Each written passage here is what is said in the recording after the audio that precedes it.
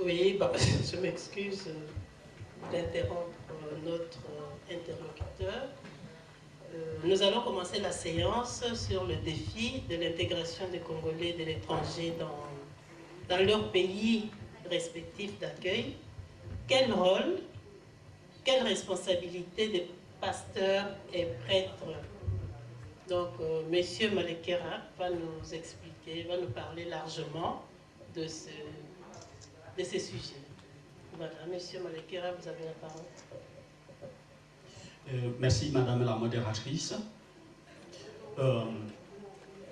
J'avais déjà commencé à remercier les organisateurs et remercier Pat aussi pour nous avoir invités à parler des défis de l'intégration des Congolais de l'étranger dans leurs pays respectifs. Et il est question du rôle et des responsabilités des pasteurs et prêtres. Et tout à l'heure, pendant qu'on discutait du premier thème, j'ai dû jeter une deuxième fois le regard sur le programme et je constate que la séance qui vient après, elle porte sur le défi de la participation. Donc il y a un thème sur le défi de l'intégration dans les pays d'accueil, mais il y a aussi un programme sur la participation de la diaspora, et je crois qu'il est intéressant chaque fois qu'on distingue cela, et ça nous permettra peut-être d'aborder des questions de manière beaucoup plus précise, beaucoup plus spécifique, et aller en profondeur. Et comme d'habitude, je ne vais pas manquer de dire que c'est quand même injuste, Pat. C'est injuste, je suis seul pour la deuxième séance, bon, j'ai besoin de mon temps, hein. Donnez-moi mon temps. Non. Bon, très bien. Et voilà. Peut-être les débats. Pour le débat, super. Et voilà. Je vais y aller donc très vite. Dans la présentation que je vais faire, j'aborde la partie qui m'avait été réservée et que j'avais intitulée à l'origine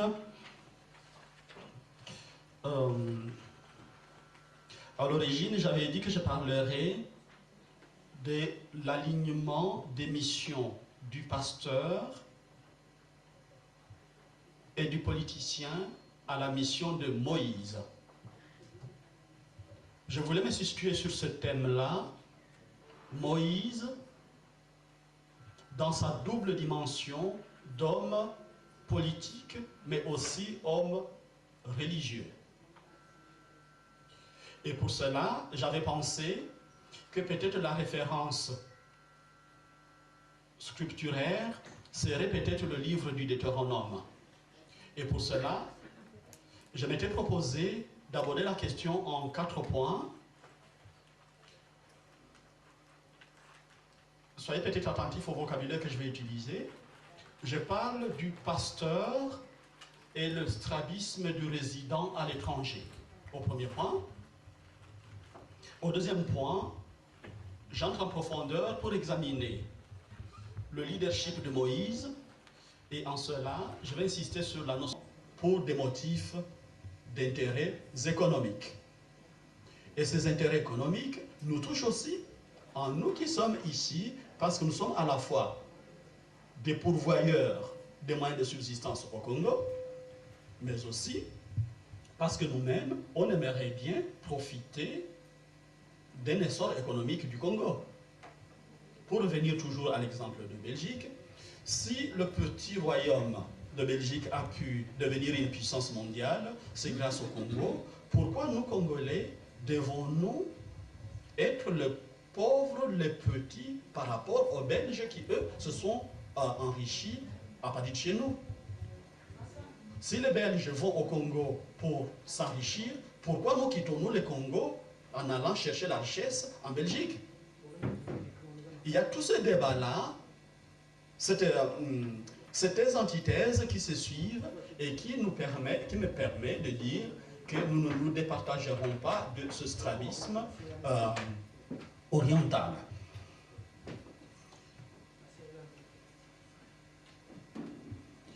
J'en viens au deuxième point, qui est la question du leadership de Moïse.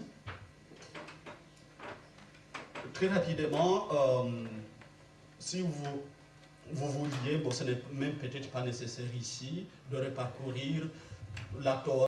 À partir du moment où les gens ont compris que Dieu était plus grand pour eux dans leur vie, que l'alliance de Dieu était plus forte que tout, alors le peuple d'Israël, un Israélien, peut se sacrifier pour Dieu, pour la fidélité à l'alliance. Pendant la guerre, la Deuxième Guerre mondiale, les Japonais ont inventé la formule, la tactique du kamikaze. Se suicider pour la cause primordiale pour gagner la guerre. L'idée de la victoire, de l'engagement était tellement forte qu'ils pouvaient se sacrifier. En ce moment, on choisit la mort parce qu'on va au-delà de la mort corporelle, de la mort physique, il y a quelque chose de plus grand. Mais cette mort n'est pas que mort corporelle, mais ça peut être mourir dans nos sentiments, ça peut être mourir dans nos intérêts égoïstes.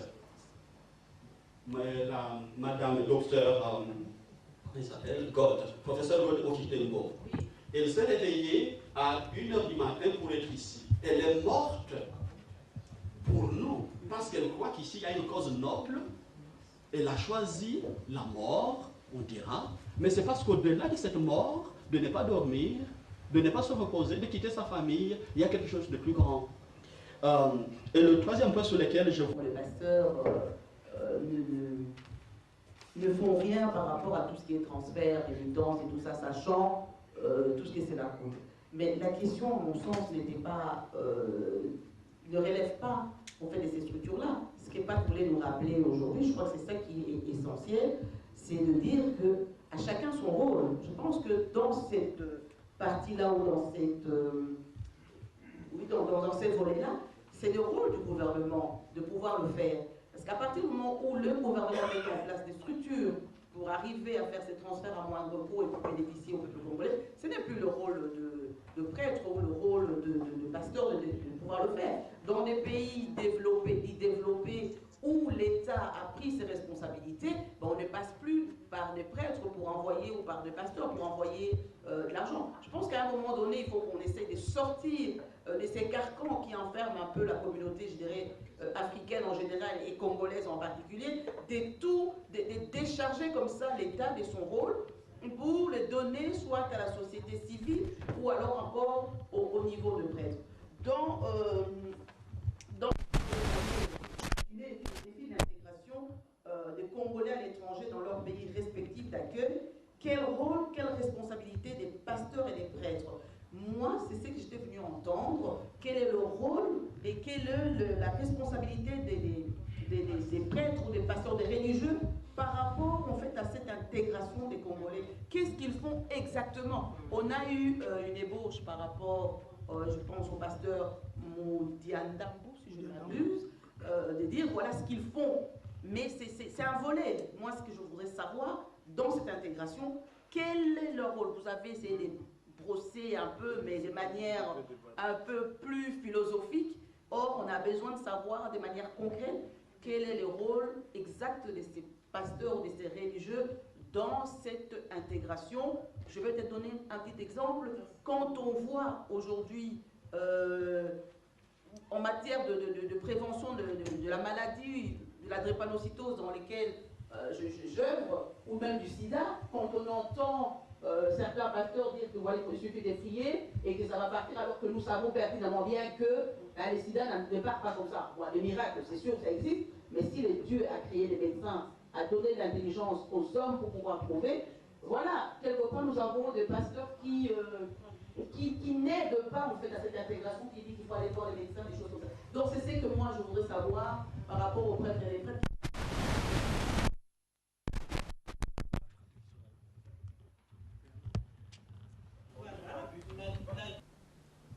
Bonjour Monsieur Guy Santimi. Bonjour.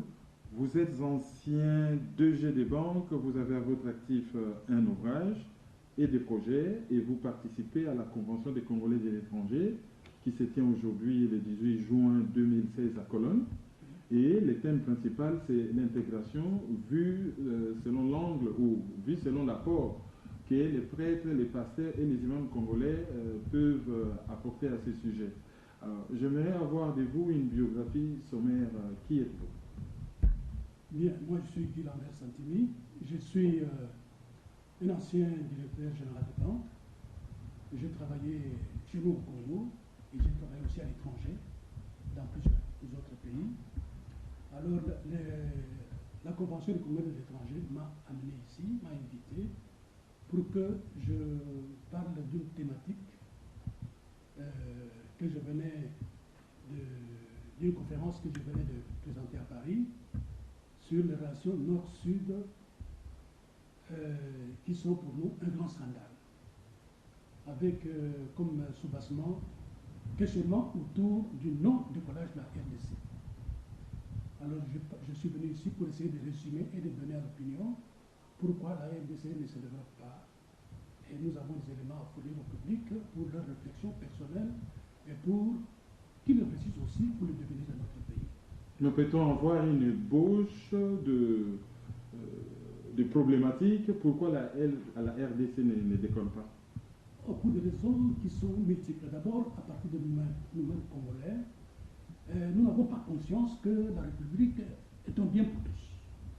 Quand les gens sont installés au pouvoir, ils considèrent que c'est leur bien propre, alors que le pouvoir, ça devait être un service à rendre à la nation. Désormais, nous pensons que celui qui va au pouvoir doit rendre un service à la nation et il doit avoir comme arrière-garde un travail.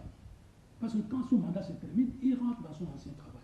Il ne doit pas se cramponner au pouvoir par plaisir de sa propre monnaie. Mais il doit terminer son mandat et rentrer dans son ancien job, comme on peut le dire. Mais vous êtes-vous posé la question de fond, pourquoi deviennent-ils ainsi? Pourquoi ce n'est pas le cas dans d'autres pays? C'est qu'au Congo. Y a-t-il pas une question de fond qui doit être résolue? La question de fond, c'est que nous ne sommes ni libres, ni indépendants, ni souverains. Notre pays a beaucoup d'enjeux économiques que j'explique dans le livre dont vous avez fait mention tout à l'heure. Vous pouvez nous en donner les titres? D'ailleurs, on le voit sur l'écran. Oui, le livre s'intitule « Relations Nord-Sud, le grand scandale ». Dans ce livre, je donne une ébauche de la situation que vit notre pays avec comme responsable, d'abord nous-mêmes, parce que nous nous laissons conduire par les étrangers, et les étrangers en tirent un grand parti. Depuis l'histoire, notre pays a été un enjeu politique pour les Occidentaux. Et ils se servent de notre inconscience pour continuer à refaire une néopolisation du Congo. Les documents qui sont en notre possession, qui établissent les responsabilités des uns et des autres, nous les publierons afin que notre peuple sache à quoi s'en tenir et que l'éveil de la conscience soit à la portée de tout le monde. C'est d'abord lutter pour que les livres paraissent, pour que tout le monde connaisse la situation exacte de notre pays. Et dans ce livre, y a-t-il des pistes et des solutions ou une ébauche des solutions? Il y a une ébauche de solutions. Une grande partie est réservée à cette ébauche de solutions. D'abord, nous devons former des patriotes. Depuis les temps les plus anciens, les patriotes qui n'étaient pas aussi bien formés comme vous et moi ont lutté pour que la terre du Congo soit sauvegardée. Regardez, je vais vous donner un exemple de la fille qui s'appelait Kimpavita, qui est née en 1680 et qui est morte en 1702. Cette fille avait 28 ans, qui s'est battue contre les Portugais, contre l'occupation du territoire congolais à l'époque du royaume du Congo. Cette fille, à cause de sa clairvoyance, a été enterrée vive, exactement comme Jeanne d'Arc. Mais personne n'en parle. Cette fille a laissé un testament. Ce pays, nous ne serons jamais esclaves de personne. Après lui, il y a eu encore un prêtre congolais qui était au XVIIe siècle à Rome. Enterré à l'église, je crois, Sainte-Augustine, si je me trompe. Alors, il s'appelait Emmanuel. Ce prêtre a lutté sous le pape Paul V. Ça, beaucoup de Congolais ne connaissent pas. et qui a lutté contre l'esclavage pour son pays. Est venu le tour de Kimbangu, est venu le tour de Lumumba. Tous ces gens-là qui ont une certaine importance, qui sont dans les veilles de la population, sont toujours les candidats à la mort. Et l'actuel Congo a toujours des gens comme ça. Ils sont toujours éliminés. On les empêche de s'approcher du pouvoir. Dès que vous êtes un élément qui éveille la conscience, vous êtes toujours en danger. Même nous-mêmes. Les recherches que nous avons faites auprès de Washington DC, pour écrire des livres qui vont paraître, vous allez voir. Les recherches que nous avons faites, même au Saint-Siège, en regardant les archives du Vatican, ça coûte de l'argent, ça coûte le voyage, mais nous le faisons pour l'intérêt de notre pays. Alors, il faut que nous continuions à éveiller la conscience. Dès que nous serons nombreux à comprendre la situation de notre pays, ça sera plus facile d'empêcher les Occidentaux de venir nous coloniser. Vous avez choisi une voie assez, je ne dirais pas originale, une voie intéressante pour diffuser votre message, c'est l'écriture. Oui. Mais nous sommes dans une communauté où on dit à tort ou à raison que pour cacher un secret à un Congolais, il faut le mettre dans un ouvrage. À côté des ouvrages que vous comptez écrire, avez-vous prévu d'autres moyens de communication pour rendre votre message plus audible? Notre moyen de communication, nous qui sommes à l'étranger, nous avons au moins la facilité de parler. Parce que le livre que j'ai publié récemment est interdit au pays. Mais les Congolais le lisent à travers les achats des particuliers qui sont ici. Je vous dis qu'au Parlement congolais, le livre qui a été interdit là-bas, au moins la moitié des parlementaires en ont. Alors parlez-moi de l'interdiction. Les Congolais le lisent. Mais seulement, ce n'est pas autant que ceux qui sont au pays avec les moyens qui sont diminués. Ils préfèrent d'abord acheter un pain pour ses enfants plutôt que d'acheter un livre. Mais au moins, quand un livre est acheté, il y a une bonne vingtaine de personnes qui le lisent. Qu'on ne se trompe pas. Après avoir diagnostiqué le problème, comment entrevoyez-vous l'avenir du pays? Notre pays a un avenir de bonsoir. Notre pays a un avenir certain. Il faut seulement se débarrasser des gens qui sont pistonnés, comme quelqu'un l'a dit tout à l'heure dans ça. Nous ne voulons plus de parrainés.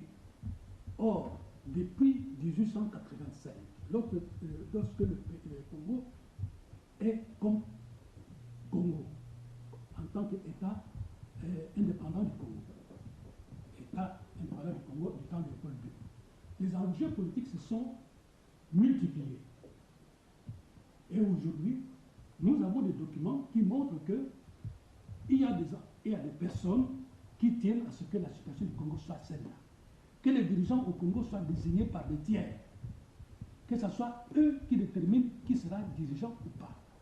Mais lorsque nous serons totalement éveillés, nous allons empêcher cela. Et voici l'occasion qui nous est donnée de démontrer qu'aujourd'hui, nous pouvons changer la donne politique. Question subsidiaire pour clôturer. Vous êtes ancien DG des banques, c'était quelle banque? Bon, j'ai été PDG de la banque qui s'appelait Société Congolaise de Banque. J'ai été directeur dans la banque qui était la Banque du Peuple, devenu en son temps Banque Congolaise du Commerce Extérieur, et j'étais directeur aussi à la banque qui s'appelle Greenless Bank International, qui m'a envoyé un peu partout en Europe et en Afrique. Alors, comme vous parlez de ça, je vais juste rebondir pour clôturer cette fois-ci. Oui. Pourriez-vous nous faire en quelques phrases une petite radioscopie de l'état du secteur bancaire au Congo? Bien, l'état du secteur bancaire, effectivement, il y a beaucoup de banques qui se sont créées après nous, mais toutes les banques ne respectent pas la norme. Pourquoi? Parce qu'on a voulu profiter justement de la situation chaotique au Congo pour en créer beaucoup. Mais plusieurs ne répondent pas aux normes bancaires, notamment pas à la circulaire dite circulaire 14, qui parle des normes sur lesquelles doivent se fonder une banque. Regardez comment elles sont en train d'être fermées face à face. Mis devant leurs contradictions internes, ces banques ne peuvent pas résister à la réalité parce que les normes n'ont pas été suivies. Il y a des gens qui prennent des actions, mais qui ne mettent pas les actions tout de suite sur le marché. Et ce sont les gens, ce sont quel type de gens? Ce sont des dirigeants politiques qui prennent 10%, 15%, 20%, et les banques se créent.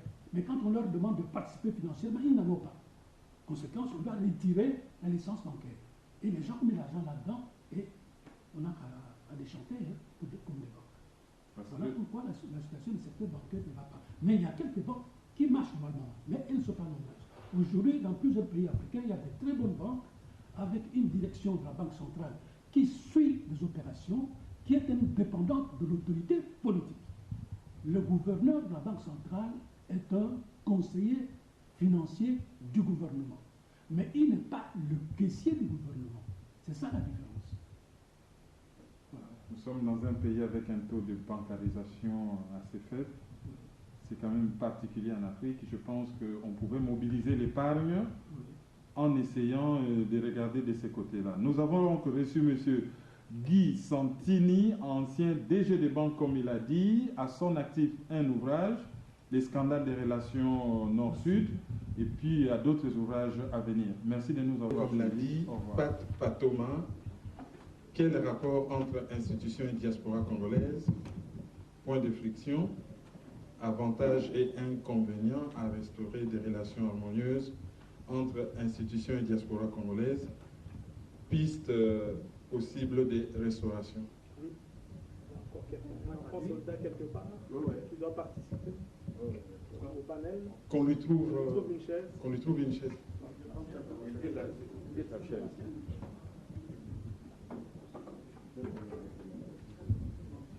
Et puis il y a une motion qui nous a été proposée par notre ami et frère Chirimwami. Selon cette motion, on devrait débattre pendant une trentaine de minutes de l'actualité. Parce que c'est très important, il se passe beaucoup de choses. Nous sorterions d'ici très frustrés si on ne parlait pas d'actualité. Donc je pense que s'il y a du temps, pendant une trentaine de minutes, on pourra débattre de l'actualité. Alors, pour ce qui est de cette table ronde, nous savons tous que il y a quelques années, les Congolais, lorsqu'ils sont venus, ils sont sortis du pays, ils sont venus à l'étranger, ils étaient des Congolais de l'étranger, parce qu'ils venaient individuellement. Mais après avoir été Congolais de l'étranger, lorsqu'on a pris conscience que nous étions nombreux, qu'on avait commencé à acquérir une certaine visibilité, à avoir une certaine puissance économique, nous sommes devenus une communauté congolaise. Et lorsque la communauté a commencé à avoir des projets vers la terre-mère, les pays d'origine, nous devenons une diaspora. Et c'est une réalité autre. Et cette diaspora qui commence à s'organiser, qui commence à organiser des conférences, cette diaspora qui devient très visible, cette diaspora qui devient politisée, pas dans le mauvais sens du terme, cette diaspora qui devient militante, entretient des rapports avec les institutions au pays. Nous savons que nous vivons, la République démocratique du Congo est un État failli. C'est-à-dire que l'État est mort. Et lorsqu'on essaie d'entretenir des relations avec des institutions issues d'un État failli, ces relations sont particulières. Alors, dans ces panels, nous allons débattre quels sont les points de friction. Qu'est-ce qui peut faire que la diaspora soit en conflit, se frotte avec les institutions au pays? Est-ce que devons-nous d'abord être en contact avec ces institutions? Comment? Alors, si nous devons être en contact, quels sont les avantages, quels sont les inconvénients à restaurer des relations harmonieuses? Parce qu'en posant cette question, on y répond déjà. C'est-à-dire qu'il y a des rapports qui ne sont pas harmonieux. Doit-on les restaurer? Comment les restaurer? Est-ce qu'il y a-t-il des avantages à restaurer ces relations? Et nous allons proposer quelques pistes de solutions sur le bien fondé ou non de cette restauration. Trêve de... Ok, merci. Ja, in dieser Diskussionsrunde geht es darum, zu gucken, wie der Zusammenhang zwischen der kongolesischen Diaspora und den internationalen oder den kongolesischen Institutionen sind und welche Probleme dabei auftauchen können und welche Lösungsansätze man auch finden kann. Voilà. Donc, trêve de bavardage. Je vais passer la parole à Madame Suzanne Monkassa, qui est présidente du Conseil des communautés africaines en Europe, qui va faire une introduction. Son thème, c'est la diaspora congolaise face aux institutions internationales. Madame Suzanne Monkassa, à vous la parole. Merci Kevin. Dans l'introduction que je vais faire en ce qui concerne les institutions internationales, j'ai 3 pistes de réflexion que je vais vous proposer. J'ai 2 exemples concrets que je veux montrer de la manière dont la diaspora peut s'impliquer dans les relations avec les institutions internationales, et je vais formuler une proposition que je veux soumettre à l'Assemblée et par après au comité de suivi que Gisèle Ndaïla a l'honneur de présider. Alors, 3 pistes de réflexion. Tout d'abord, l'existence des institutions internationales. Les institutions internationales existent. Elles ont un mérite, c'est qu'elles existent, bel et bien. Étant donné qu'elles existent, il est évident que ces instruments sont là pour qu'on s'en serve. Ça, c'est le premier point, première piste de réflexion. Deuxième piste de réflexion, la RDC, en sa qualité d'État membre, même si c'est un État membre qui est défaillant, c'est un État membre qui a des institutions. Et cet État membre a ratifié la grande majorité des instruments juridiques internationaux.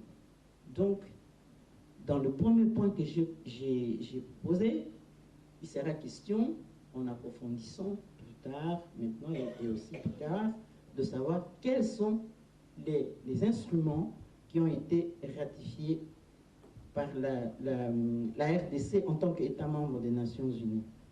Deuxième piste de réflexion. Troisième piste de réflexion, comment la diaspora congolaise, les membres que nous sommes, peut-elle se servir des instruments internationaux? Alors, très souvent, on me dit, mais tu sais, Suzanne, ça ne sert à rien, les instruments, ça ne sert à rien. Je dis, elles existent, elles sont là. Qu'est-ce qu'il faut faire pour qu'on puisse s'en servir de la manière la meilleure possible, qui soit le mieux possible, le plus possible, proche de nos intérêts? Troisième piste de réflexion. En ce qui concerne la troisième piste de réflexion, comment est-ce qu'il faut faire pour se servir de ces institutions internationales? 3 points que je vous suggère à la réflexion. Tout d'abord, il faut savoir. Qu'est-ce qu'il faut savoir? Il faut savoir quels sont les instruments internationaux, les instruments juridiques internationaux qui existent et qu'est-ce qu'ils sont susceptibles de nous apporter pour répondre à nos intérêts. Ça paraît simple, mais c'est tout un chapitre à travailler. Deuxième piste, en ce qui concerne le comment, lorsqu'on sait, il importe d'en prendre connaissance et de bien les étudier pour en saisir tous les aspects et les potentialités. Et je vous assure qu'il y en a. Mais il faut prendre le temps de les étudier, de les connaître et de savoir comment on peut les utiliser. Troisième piste, sur le comment, il importe d'exploiter cette connaissance en fonction de sa propre situation et de ses propres problèmes, là où chaque membre de la diaspora se trouve. Alors, je vous donne 2 exemples concrets. Qu'est-ce qui a été fait? Je parle surtout des femmes, au niveau de la Belgique, qu'est-ce que la diaspora a fait? Pour cela, un petit mot d'introduction. Dans chacun des États membres dans lesquels nous vivons, il y a des mécanismes qui existent. Donc, les États membres dans lesquels nous vivons ont ratifié la grande majorité des instruments juridiques internationaux et ils ont, pour pouvoir les appliquer, parce qu'on leur demande des comptes après, pour pouvoir les appliquer, ils doivent instaurer des mécanismes au niveau des États membres et c'est là que je veux dire, c'est là que nous devons chercher. Dans chacun de nos États membres, nous devons chercher quels sont les mécanismes qui ont été mis en place par les gouvernements de nos États membres dans lesquels nous vivons et quelles sont les portes possibles dans lesquelles nous devons entrer pour pouvoir avoir la possibilité de placer nos mots. 2 exemples concrets pour ne pas parler comme ça en l'air. Au niveau de la Belgique, en ce qui concerne la résolution 1325, qui concerne donc un problème majeur qui concerne notre pays, la RDC, le problème de la violence en général et de la violence faite aux femmes. Alors, la résolution 1325, c'est un mécanisme des institutions internationales.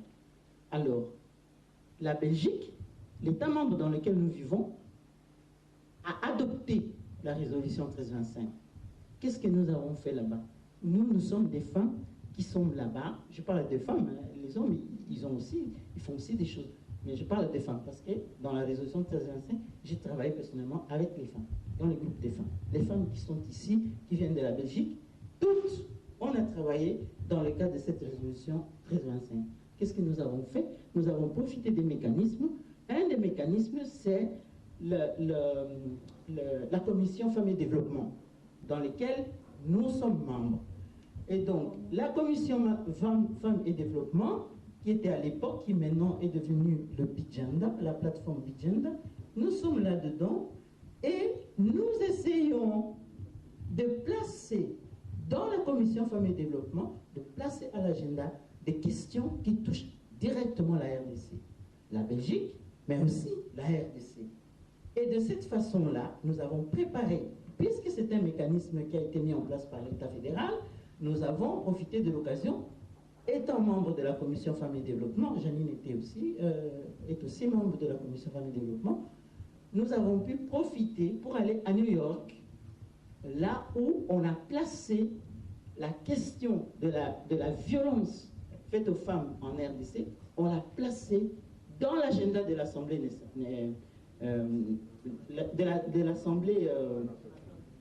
des Nations Unies. Et de cette façon-là, il y a le chef de la mission, une des chefs de la mission de l'État belge qui a amené cette question. Vous voyez, c'est tout un mécanisme, c'est tout un processus, mais il faut trouver dans vos États membres les espaces qui existent, les mécanismes qui sont là et dans lesquels vous pouvez vous insérer et où vous pouvez placer votre petit mot. C'est ça que j'ai voulu dire en disant comment ce qu'on peut faire, c'est chacune de nous, de la diaspora, là où il se trouve, se placer dans le cadre des mécanismes et travailler. Ça, c'était un premier exemple. Un deuxième exemple, les femmes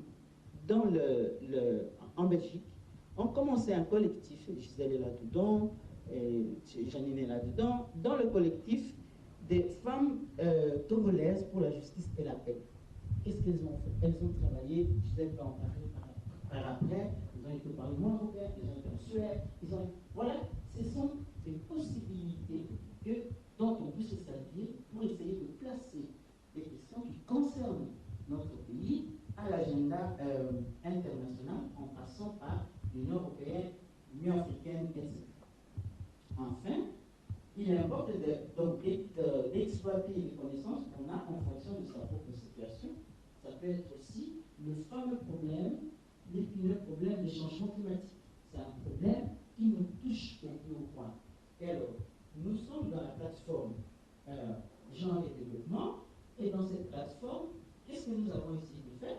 Placer la question de la RDC face au changement climatique.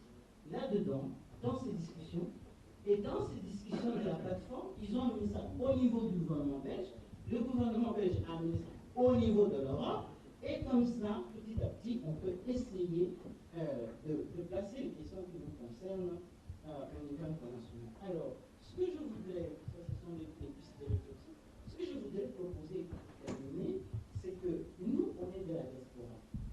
Il y a des discours qui existent, qui disent que l'Union africaine, parce que l'Union africaine, c'est la région. Donc, quand on est dans l'Assemblée générale, ce sont les régions, hein, c'est l'Union africaine, c'est l'Union européenne, nous avons la chance d'être dans l'Union européenne, mais en même temps, nous pouvons travailler avec l'Union africaine. Parce que le Congo, quand on est dans des assemblées comme ça, des Nations Unies, ce sont les États qui décident. Les États ne viennent pas comme ça, comme États, ils viennent dans le cadre des régions, donc de l'Union africaine. Ça veut dire que, en ce qui concerne notre rôle à nous, jusqu'à présent, nous essayons, et dans le comité de suivi, il y a un groupe de travail. Biso bana mike tosangani lelo tolobi te etika tobongisa tolukalisanga bayaya na biso bakolo bato bato a conseil oye population ya Congo jeunesse nationale basengi lelo mpo babongisa kobongisa Congo ezali nguya ya population bakonzi bayoka na matoi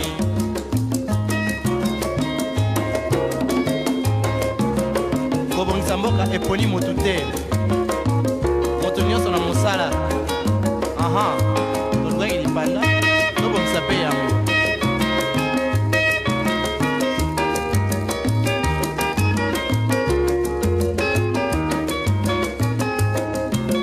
biso bana mike tosangani lelo tolobi te etika tobongisa toluka lisanga bayaya na biso bakolo bato a conseil oye population ya Congo jeunesse nationale basengi lelo mpo babongisa kobongisa Congo ezali nguya ya population bakonzi bayoka na matoi bato a Congo